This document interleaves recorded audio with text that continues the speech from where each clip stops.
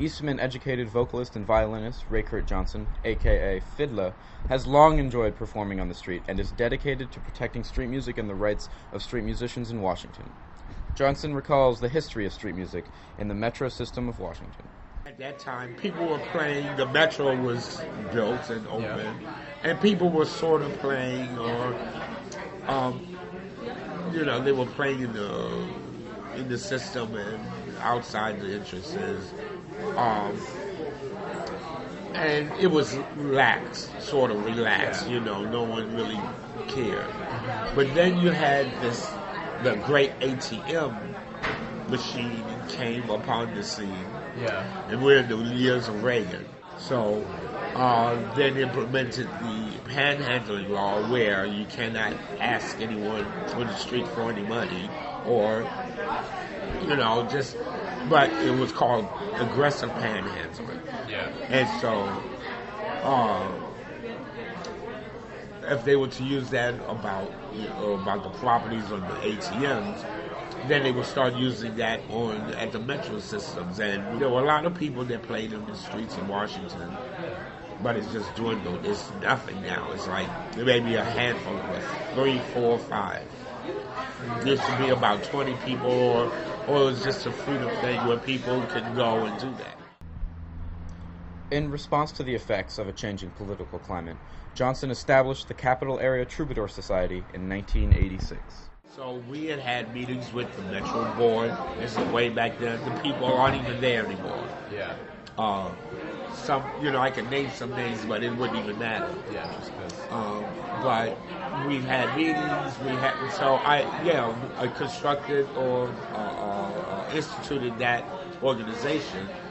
As a means if we were to, have a membership of people that would represent the musicians and artists or people who wanted to do such a thing.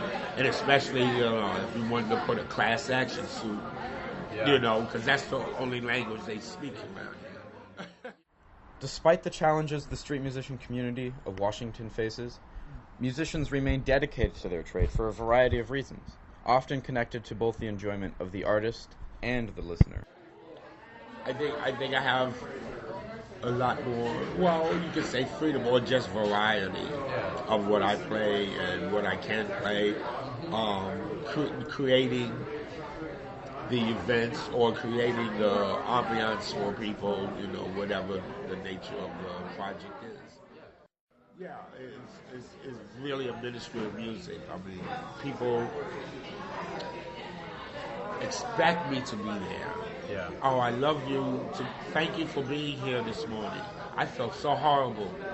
I can tell you many things that people. A gentleman coming up the escalator, he's like crying, like literally crying, bawling.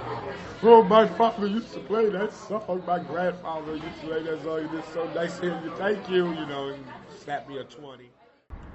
Here is Raycurt+Joyce performing improvisations on Vivaldi's Spring from the Four Seasons, on violin for a typical crowd of morning commuters in the L'Enfant Plaza metro station.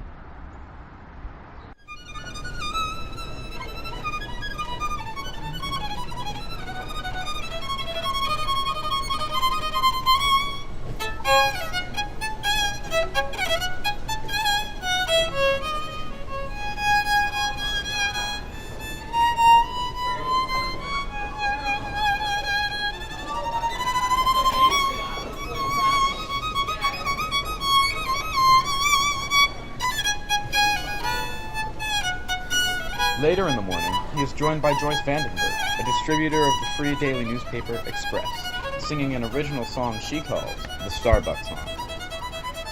Similar to the Palmer and Al Jalil duet, Vandenberg's enthusiasm for what she sings, heard in the inflections of her voice and seen in her physical movements, illustrates street music's unique ability to improve access to live music and even encourage active engagement in its creation, breaking the traditional Western norm of purely presentational performance.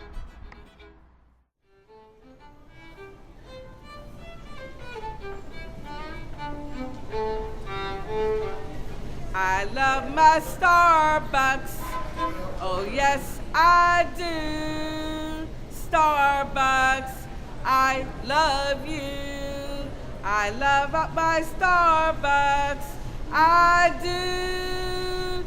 Yes, Starbucks, I love you. We love our Starbucks. Oh, yes, we do. Starbucks, we love you. We love our Starbucks. We do. Yes, Starbucks, we love